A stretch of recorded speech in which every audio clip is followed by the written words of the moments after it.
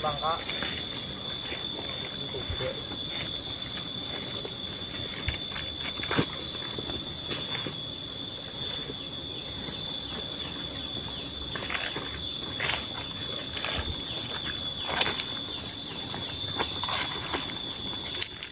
Wong ngene kae daerah Banjarnegara iki mbroh ulah maune ora ana be. Wis akeh lah.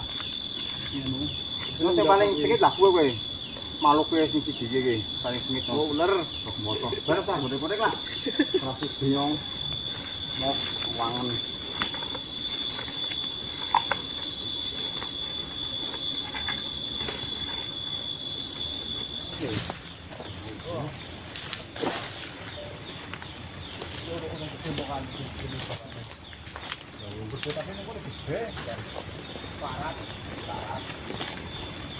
Udah jangan aku bilang ini akan video ini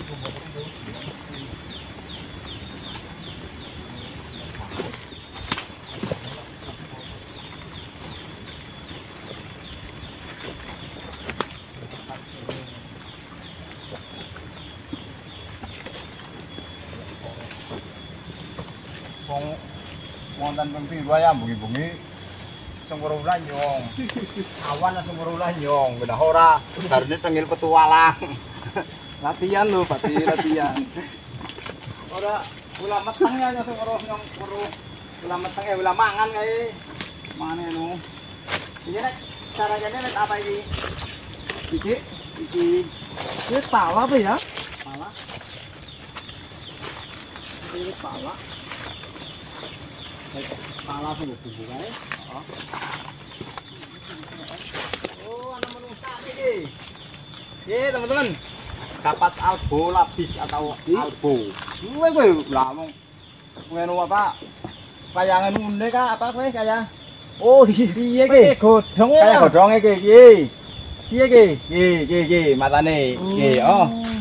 Nah, lumayan teman-teman. Nah, teman-teman dapat albo lumayan coba mulus banget kowe. Pol mulus e. Jelas albo kowe asli. Iya kayak godhong ah. Lah kayak godhong men jan ngono. Nah ini teman-teman alhamdulillah baru beberapa langkah dari tadi enggak beberapa langkah dari pagi sing sarambat bareng mlaku. Ini dapat 1 ekor lagi teman-teman. Jadi kita berusaha mencari ular di daerah sini buat edukasi. Alhamdulillah dapat berbagai macam ular teman-teman. Dan ini yang berbisa apa ya Pak? Juga berbisa tinggi pada bayi. Dan ular ini teman-teman banyak sekali. Teman-teman reptil ada yang bilang bisanya katanya menengah atau berbisa rendah, tapi saya ngeklaim ini berbisa tinggi teman-teman. Dan udah banyak sekali korban kegigit ular kayak gini teman-teman, atau ular albo ini. Nah ini teman-teman udah banyak banget teman-teman ada yang kegigit ular kayak gini sampai meninggal karena ular ini berbisa tinggi teman-teman. Dan ini termasuk udah dewasa teman-teman. Ini dewasa, ini namanya albo ini teman. Nah ini teman-teman kita berusaha di alam liar. Sekarang musim hujan, mulai musim hujan pertama itu kita berusaha terus mencari keberadaan ular berbagai macam karena kita akan mengumpulkan ular buat edukasi teman-teman. Jadi mencari ular-ular lokal. Nah kebetulan ini dapat albo rabis. Ini alhamdulillah teman-teman. Nah ini bagus banget teman-teman. Ini udah dewasa teman-teman. Dan ular ini ovovivipar. Jadi mengerami telur di dalam perut. Keluarnya udah menjadi baby atau anakan yang kecil-kecil. Jadi dia tetap bertelur, tapi cara mengeramnya nggak di luar tapi di dalam perut. Nih. Ternyata mau turun. Nih. Hujannya juga mau turun, jadi kita sama-sama turun. Bulannya turun ke tanah, hujannya juga turun ke tanah. Dan lihat teman-teman, itu aktifnya malam hari juga bisa ditemukan, siang hari juga bisa ditemukan, malam hari juga bisa ditemukan. Tapi aktifnya cari makan itu malam hari teman-teman.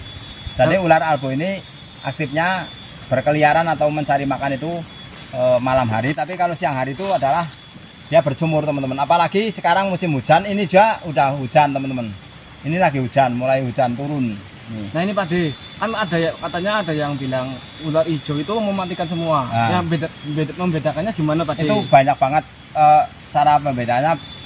Biarpun itu orang awam bisa dilihat dari bentuk kepala atau ekor.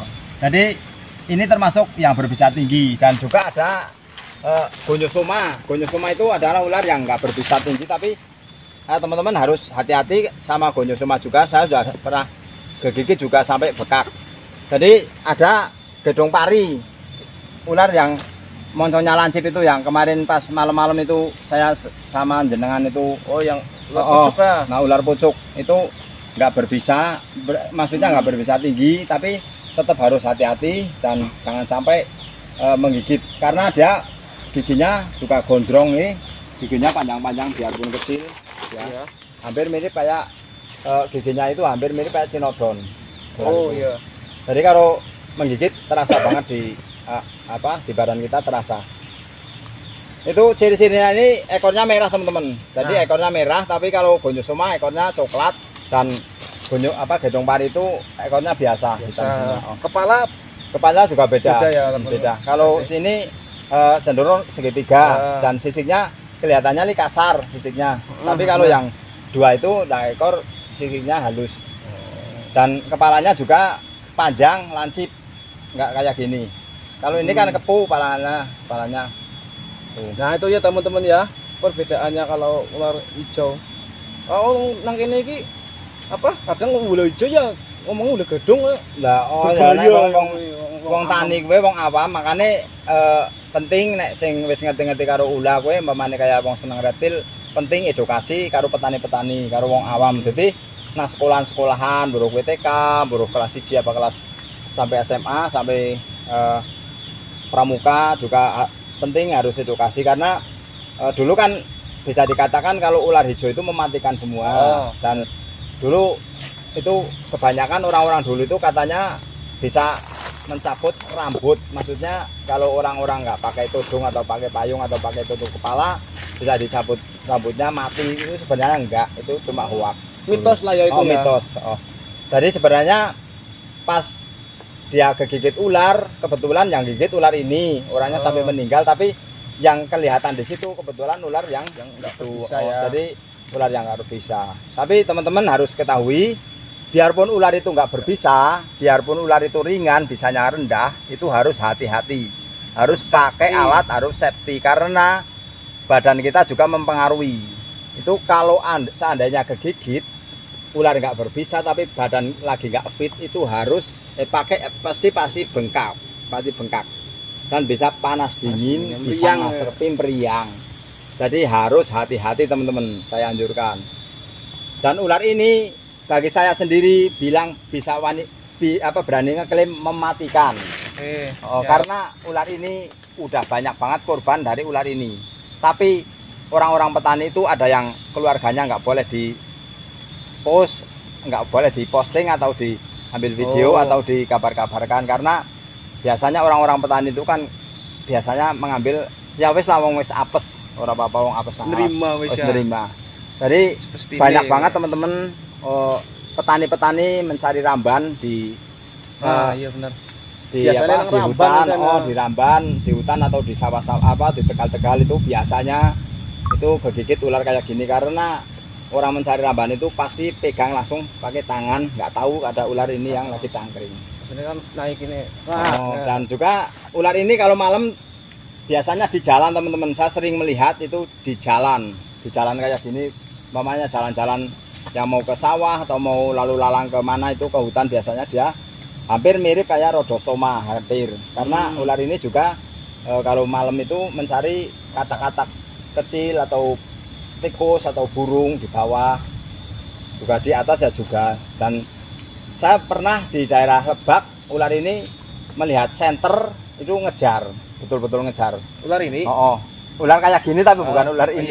Ular kayak gini maksudnya dari ketinggian pohon bambu itu tinggi lah ada 5 meter. Itu saya sendiri lihat senter tak diletakkan di bawahnya itu langsung turun. Itu baru pertama kali saya di daerah Lebak. Itu ceritanya gimana sih Pak? Maksudnya saya kan lagi ngobor melihat itu di atas, saya senterin kelihatan semua. Tapi macam jumbo udah besar kayak sama ini besar lagi, dan setelah itu kan dia langsung turun ke bawah. Tak kira nggak ngejar senter itu, kenapa? Tapi senter itu tak letakkan di sebelahnya, itu tetap ngejar senter itu sampai dekat. Oh, berarti dia ngejar panas ya? Itu betul-betul saya ada saksinya. Jumarno, anak Peralangu, teman saya Kaliwiro. Itu dulu pernah di daerah Lebak sana. Jadi saya baru pertama kali dan mengetahui tentang sisi ular di alam liar itu enggak dari siapa-siapa, tapi dipelajari dari hati sendiri. Dan saya otodidak dari alam langsung dari alam langsung, enggak cuma cerita-cerita dari orang-orang lain itu enggak. Jadi ada yang sama cerita sama orang lain, ada yang enggak. Dan perbedaan saya sama anak-anak reptil, kalau anak-anak reptil sekarang kan bahasa-bahasa ilmiah pinter-pinter semua. Tapi kalau saya memang bodoh buta huruf sama sama bahasa-bahasa ilmiah. Tapi bahasa-bahasa alam insya Allah saya punya sedikit lah. Dan kita selalu belajar dan belajar terus tentang ular, teman-teman. Lah ini ular tetap mau tak bawa pulang buat edukasi. Oke teman-teman, kita akan amankan dulu.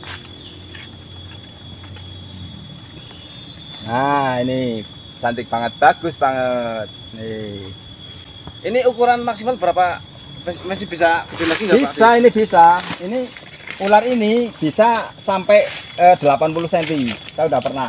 Tapi 1 meter belum. Tapi saya udah pernah dulu dapat di daerah Trepis ke daerah Kaliwiro sana 80 cm saya ukur. Itu baru pertama kali selama saya berburu di alam liar mendapat albo sampai 80 cm pertama kali. Itu benar-benar jumbo berarti ya. Jumbo. Dan ular petias koros juga saya sudah pernah 1 kilo 6 on. 1 kilo 6 hampir on. 2 kilo kan? Hampir 2 kilo. Satu di Kali Bening dulu. Dapat di Kali Bening. Nah, ini makanan utamanya apa, Pak G? Nah, makanan utamanya ini burung dan tikus. Dan juga biasanya tokek ya juga mau. Bejing ya, tupai ya. Iya, jelas pangan. Bejing, tupai, bejing karo tupai lipat ada. Iya. Lalu dipangan biasanya makanannya. Nah, oke teman-teman, ada tambahan sedikit. Saya jujur teman-teman, kalau nggak lagi bersih-bersih rerumputan atau lagi dakur-dakur, maksudnya duduk-duduk lemah, itu belum pernah melihat ular melang-meling siang hari berjalan-jalan, belum pernah. Tapi pernah dapat itu pas lagi membersihin ladang lah ini, bibit-bibit. Jadi ada di lubang, dia langsung bisa ketemu pas lagi dibersihin. Tapi kalau jalan-jalan atau dia berjemur atau istilah karing urung tahu. Urung tahu ya, urung tahu. Ceritane udah welang karing. Tapi nek ula iki gonyo soma, njur uwi, ula LS, njuran tali wangsa itu siang malam. Njur king cobra, teman-teman, king cobra dan ular naja juga siang malam. Tapi kalau ular jangan itu juga soal malam, atau petias koros dan ular petias mukosus juga bisa siang malam karena dia menangkring atau bertengger di pohon. Dan juga kakak juga bisa siang malam, teman-teman. Tapi kalau ular itu melang-meling itu khusus malam hari. Saya sendiri kalau enggak itu maksudnya jackpot siang belum pernah dapat itu. Iya, belum pernah loh lihat ada ular welang atau weling itu karing. Wong sawah kopi benek orang mendung, nek panas-panas jarang-jarang, tapi nek mendung biasanya cokal metu karing. Ya oke teman-teman, kita akan manen dulu, let's go.